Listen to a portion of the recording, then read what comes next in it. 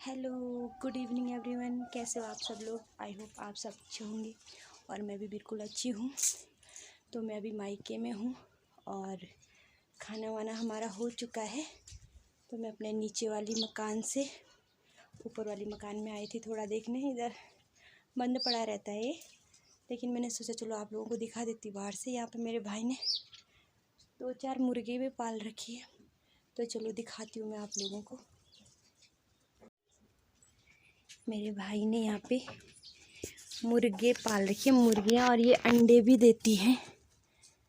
तो बहुत छोटी थी ये जब लाए थे, अभी तो बड़ी हो गई है। और इधर ताला लगा हुआ है, आवाज़ दे रही है टुक टुक टुक टुक टुक टुक टुक टुक टुक टुक टुक। 4 है, देखो कैसी आवाज़ कर रही है, टू टू टू टू। तो यार तो ऐसे पड़ा हुआ है, पूरा स्टोर जैसा बना रखा है यहाँ पे। और देखो बाँक लगा दी उसने, 4 बज गया है। तो ये है यहाँ पे 4 कमरे हमारे। बहुत पुराना मकान है ये, जब हम बहुत छोटे थे तब का है ये मकान हमारा। और यहाँ से देखिए व्यू, सामने पहाड़ी है, मुर्गे की बाँक है। और यहाँ पे हमारा छोटा सा गांव, हम लोग बसे हैं यहाँ पे। एक परिवार, यहाँ पर बहुत सारे परिवार हैं लेकिन वो सब लोग बाहर रहते हैं। बहुत बड़ा मकान है। और एक परिवार ये है, और एक ये जिसमें छत है, ये जिस छत में मैं हूँ, ये भाई लोगों का मकान है हमारे। तो देखिए इनकी अच्छे से धनिया लहसुन हो रखी है भैया की। और यहाँ पर भी भैया और भाभी रहते हुए बुजुर्ग हो चुके हैं। गांव में बहुत पूरा पलायन हो चुका है, कोई भी नहीं है गांव में। और ये सामने इतना प्यारा सा व्यू है। तो बस यहाँ पर 2-4 लोग रहते हैं, लड़कियों की शादी हो चुकी है। इधर सब लोग देहरादून और आगरा, ऐसी लखनऊ, ऐसी जगह बसे हुए। ये हमारा घर है, मम्मी पापा ही रहते हैं और 2 भाभियाँ रहती हैं हमारी। वो लोग भी जल्दी यहाँ से चले जाएंगे। और ये है बगीचे। तो गांव पूरे खाली हो रहे हैं, बहुत दुख हो रहा है, लेकिन क्या करें, रोज़गार है नहीं तो जाना पड़ रहा है।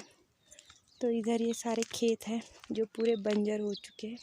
कुछ खेत हमारे ही हैं जो थोड़ा चालू है। और इधर मेरे भैया ने लगाई है, ये फूल गोभी होगी या पत्ता गोभी, ये मुझे आइडिया नहीं है, क्योंकि बिना पानी का भी मैंने आपको वीडियो में दिखाया था, दिक्कत है। तो पानी भी नहीं है तो वो सूख गया है सारा।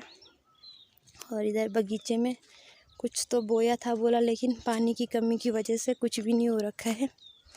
और थोड़ा सा लहसुन हो रखा है यहाँ पे। और ये मेरे भाई ने खुद से बनाए हैं। इनको ईंट जैसे दिख रहे हैं पर इनको ब्लॉक बोलते हैं, ब्लॉक। तो इनको सीमेंट और बालू और कंक्रीट से बनाते हैं गांव में। और ये है संतरे का पेड़, और हम लोग तो संतरा बोलते हैं। और ये इसको भी हम लोग नारंगी बोलते हैं, लेकिन बाहर उसको भी संतरा ही बोलते हैं। ये वाला संतरा बाहर नहीं चलता है, ये वाला चलता है, लेकिन अभी सूखा हुआ है। और ये धतूरे का पेड़ पता नहीं कहाँ से उगा है। और ये सारे खेत है हमारे। और इधर पूरी जो सारा जंगल है। और इधर आप सामने देख सकते हैं सारे खेत बंजर हैं, सारे खेत बंजर पड़े। और जब हम छोटे थे तो ये सारे खेत चालू हुआ करते थे किसी टाइम पे। और इधर ये भैया लोगों ने बगीचे किए हैं। आम का पेड़ है, वो नाशपाती का पेड़ है। जब हम बचपन में रहते थे तो बहुत सारी नाशपाती इस पे हुआ करती थी। बचपन की बहुत सारी यादें जुड़ी हुई है। तो आज ये सारा देख कर के अच्छा नहीं लग रहा है। और ये है तिमला बोलते हैं हमारे यहाँ, और तिमले का पेड़ है। इसके छोटे छोटे फल होते हैं, इस वाले पे होंगे लेकिन काफ़ी ऊपर दिख रहे होंगे आप लोगों को, जूम करके दिखाती हूँ मैं। ये है तिमले, जैसे अंजीर होता है ना, उसी टाइप का होता है ये। और बरसात में पकता है ये। तो अंजीर का ही एक वैरायटी समझ लो इसको। और ये सारे खेतों में अभी धान और झंगोरा बोएंगे इनमें शायद। और यहाँ पर एक नींबू का पेड़ है, लेकिन इस पे नींबू नहीं हुए हैं। ये हमारे एक नींबू का पेड़ है। बचपन में हम इन खेतों में बहुत खेला करते थे, तो सोचा चलो वीडियो के ज़रिए यादें ताज़ा कर ले। ये बड़ा वाला नींबू होता है, जिसका हम लोग अचार भी बनाते हैं और चटनी भी बनाते हैं। तो ये ऐसे ही यहाँ पे हो रखा है। और ये जो घर है, यहाँ पर 2 भैया और भाभी रहते, वो भी बुजुर्ग है। वहाँ पर भी दीदी भैया भाभी रहते, उनके बच्चे हैं और वो भी बाहर पढ़ रहे हैं। और ऊपर जो मकान है, बहुत बड़ा परिवार है, लेकिन रहता कोई नहीं है। बहुत दुख होता है, पलायन की वजह से आज पूरे गांव के गांव खाली हो चुके हैं। और हमने खुद से अपने गांव में जो सब देखा था, आज कुछ भी नहीं है। बस चिड़िया की आवाज़, सन्नाटा है, आप लोग भी देख सकते हो। और जितने सुंदर पहाड़ दिखते हैं, आज उतने ही वीरान होते जा रहे हैं। ये सब देख के बड़ा दुख हो रहा है। ससुराल में तो अभी उतना ज़्यादा पलायन हुआ भी नहीं है वहाँ पर काफ़ी लोग, लेकिन कुछ गांव हैं जहाँ पे बहुत ज़्यादा पलायन हो चुका है। उनमें से एक मेरा गांव भी है। तो खेत तो सारे बंजर पड़े हैं। जो लोग गांव में भी हैं, वो लोग भी खेती बाड़ी नहीं कर रहे हैं, क्योंकि इसका एक रीज़न ये भी है कि गवर्नमेंट फ्री का राशन दे रही है और जंगली जानवर है। मेरे हिसाब से गवर्नमेंट को ये जो जंगली जानवर है, इन पे ध्यान देना चाहिए था, बजाय कि फ्री की राशन देने पे। और चलो, जब कभी सूखा उखा पड़ जाता था तो बात और थी। मेन कारण क्या है कि रोड हमारे गांव में बहुत लेट आई, हॉस्पिटल नहीं है, स्कूलों में उस टाइम पे जब ये पलायन हुआ था तो स्कूलों में प्रॉब्लम थी। मैं यहाँ पर कोई भी गवर्नमेंट हो, गवर्नमेंट की ही कमी मानती हूँ, क्योंकि गवर्नमेंट अगर सही टाइम पे एक्शन ले लेती तो आज गाँव वीरान नहीं होते। क्योंकि कहीं ना कहीं ये गवर्नमेंट की कमी रही है।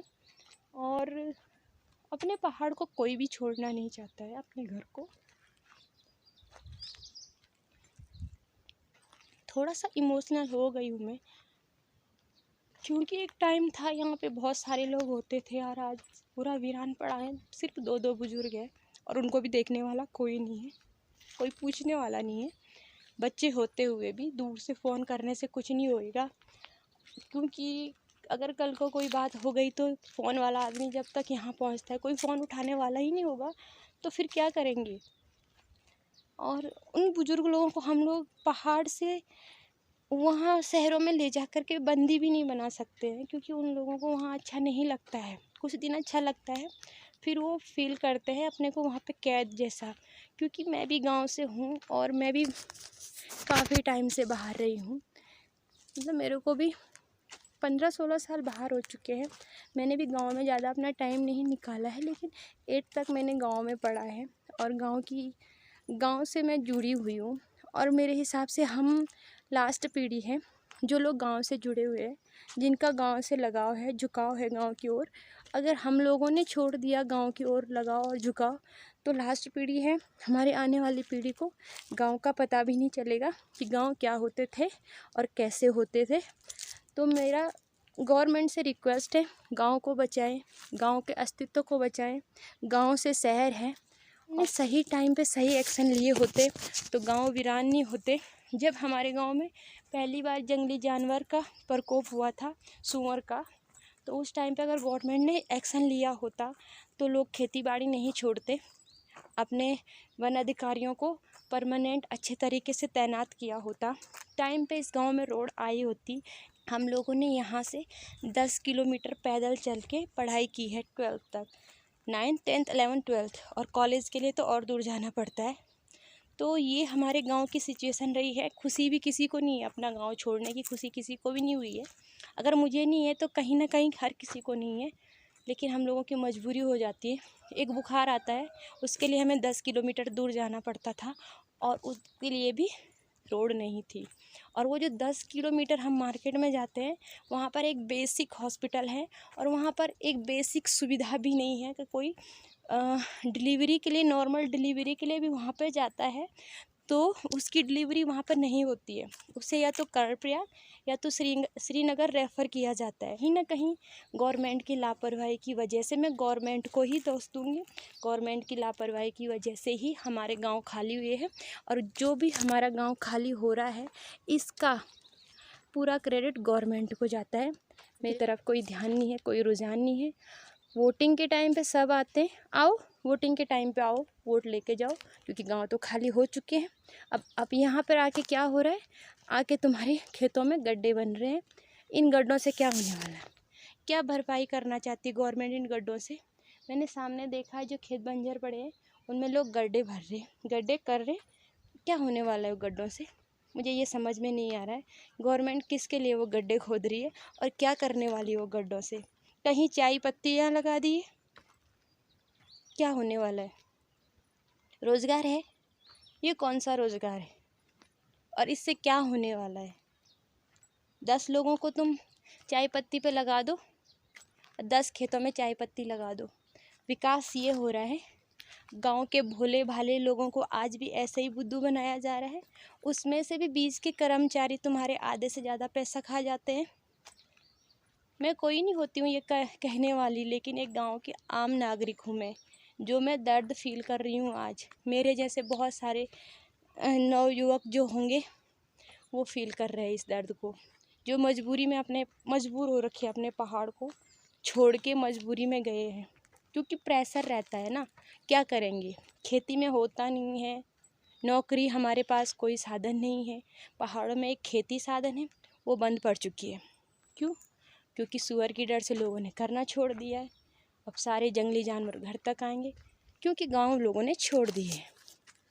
तो जो ये सूनापन है वो चीख चीख के बोल रहा है, आवाज़ उठाओ, हमारे लिए टाइम से आवाज़ उठाओ। पहाड़ के लोगों से ये पुकार है, और जितने भी पहाड़ से जुड़े हुए ब्लॉगर हैं जो सच में अपने पहाड़ों को बचाना चाहते हैं, उनसे निवेदन है, जो बड़े ब्लॉगर हैं और जो भी लोग, जो भी संस्थाएं हैं, आपस में आके एक साथ होके अपने पहाड़ों को बचाने की कोशिश करें। नहीं तो ये बुज़ुर्ग माँ बाप कभी एक दिन ऐसे ही घर के अंदर मरे रहेंगे, सड़े रहेंगे, कोई देखने वाला भी नहीं होगा। और अगर ये मेरे पहाड़ का हाल है तो हमारे लिए ये देवभूमि में अगर ये सब होना है, इससे पहले हम जागरूक हो जाएं। तो मेरा यही निवेदन है कि देवभूमि है, इसको बचाएं। सिर्फ अपने पर्यटन के लिए, अपने लालच के लिए इसका इस्तेमाल न किया जाए। जोशीमठ का जो हाल हुआ है वो हर जगह न होए, और युवा लोग जागरूक होए, अपने लिए सही टाइम पे सही कदम उठाएं। एग्ज़ाम के नाम पे हमको बेवकूफ़ बनाया जाता है, वैकेंसी निकाली जाती है, फॉर्म भरे जाते हैं और पेपर खुद ही लीक किए जाते हैं। क्यों? पैसा तो आपके पास आ गया है ना, हमारे फ्यूचर का क्या? गाँव से बाहर जाता है पढ़ाई करने के लिए, एक फॉर्म आता है, उसकी एक होप होती है, अपने तरीके से वो पूरी कोशिश करता है। लोगों ने अपना जी जान लगाया था, कुछ लोगों ने उम्मीदें लगाई थी कि इस बार समूह गो आएगा तो हमारा सिलेक्शन हो जाएगा। मैंने 10 भरे हैं, 10 में से मैं एक में तो निकलूँगी, ये मैंने भी सोचा था। ठीक ठाक एग्ज़ाम भी होते थे, वीडियो के आते हैं, तहसीलदार के आते हैं, होप होती है, लेकिन क्या होता है, एग्ज़ाम लीक हो जाता है। तो लीक होता क्यों है? अगर लीक होता है तो एग्ज़ाम कराने ही क्यों हैं? अगर आपकी शासन व्यवस्था इतनी कमज़ोर है कि पेपर लीक हो जाता, तो आप लोग कर क्या रहे हैं? मत ही करो, इससे बढ़िया है मत ही करो। आप लोग एग्ज़ाम खोलो ही मत, हमारा पैसा बचा रहेगा। बोल दो, यही रूल बना दो ना, कोई गवर्नमेंट नौकरी नहीं है और कोई गवर्नमेंट फॉर्म नहीं आएंगे, जो भी है सेम होएगा, जहाँ से होएगा ठेके पे होएगा, जिसको लगाना होगा अपनों, जहाँ भी ज़रूरत होगी वहाँ हम अपनों को लगाएंगे। बाकी लोग प्रयास ना करें, अपना फालतू का पैसा वेस्ट ना करें। तो आज के वीडियो में बहुत ज़्यादा भाषण हो चुका है, मेरा आक्रोश है ये, क्योंकि बुरा लग रहा है, गांव खाली हो चुके हैं। तो अगर हमें सुविधा टाइम पे मिली होती तो क्या वो लोग जाते? हर किसी के दिल में डर बैठ गया, जान से बढ़कर कुछ नहीं है। उसके बाद जो लोग बचे कुचे थे, जंगली सुअरों का आतंक, गवर्नमेंट के हाथ खड़े, लोगों ने बहुत प्रयास किया। रात रात जाग के वो कंटर होते हैं हमारे यहाँ पे, वो तेल के जो डब्बे होते हैं उनको बजा के काफ़ी प्रयास किया अपने खेतों को बचाने का। काफ़ी सालों तक संघर्ष करते हुए मैंने अपने आँखों के सामने देखा है। मैं अपने गांव के लोगों को कभी भी दोषी नहीं ठहरा सकती कि लोग फैशन या शौक़ की वजह से गए, मजबूरी की वजह से गए। जो लोग घर में हैं वो लोग भी खेती नहीं कर रहे हैं। क्यों नहीं कर रहे? इसी वजह से नहीं कर रहे। खेती करेंगे, पहले तो बारिश नहीं होती है टाइम से अब, और बारिश होती भी है, खेत में कुछ होता भी है, तो वजह वही है कि सुअर जो जंगली जानवर हैं वो बची कुची फसल को बर्बाद कर देते हैं। आम बचे हैं, उनको बचाना है तो गवर्नमेंट को जागरूक होना होगा, साथ में हमको जागरूक होने की ज़रूरत है। गवर्नमेंट तो हमारी कभी भी जागी नहीं थी। मेरा अपने गांव के प्रति प्यार है और अपनों के प्रति सम्मान है, जो हम चाहते हैं हम गांव वालों को भी ये इक्वालिटी मिलनी चाहिए जो शहरों में है। और हमें ज़्यादा कुछ नहीं चाहिए, जंगली जानवरों के से जो छुटकारा, अभी तो क्या चाहिए, खेती तो छूट चुकी है, लेकिन जो भी गांव बचे हैं अभी और जो भी खेती बाड़ी कर रहे हैं उनके लिए हमें कदम उठाने होंगे। हमारे गांव तो बर्बाद हो चुके हैं। बेस्ट चीज़ है हॉस्पिटल, एजुकेशन तो ठीक है अभी, और सड़क आ चुकी है, तो अच्छी हॉस्पिटल सुविधा दी जाए और गांव का जो अस्तित्व है उसको बचाने के लिए प्रयास किए जाएं। सिर्फ कागजी तौर पे नहीं, जुबानी तौर पे नहीं, एक्शन के तौर पे। युवा जो घर में हैं, जो कोशिश कर रहे हैं, उनको सपोर्ट करें, उनको पूरा सहयोग दें, और ऐसा सहयोग दें कि उन्हें कहीं पे भागने दौड़ने की ज़रूरत ना पड़े। उन्हें लगे कि ये सहयोग है, ये नहीं कि हाँ ये हमारी स्कीम आई है, इसके लिए ये करना पड़ेगा, इसके पास भागो, उसके पास भागो। भागने का टाइम हर किसी के पास नहीं होता है। तो आई होप कि आप लोगों को, वीडियो मेरा बहुत लंबा हो चुका है तो आज का वीडियो यहीं पे एंड करती हूँ। आई होप कि आप लोगों को मेरी ये वीडियो पसंद आई हो। अगर पसंद आई तो प्लीज़ ज़्यादा से ज़्यादा like, share, comment and subscribe ज़रूर करना। Thank you so much for watching.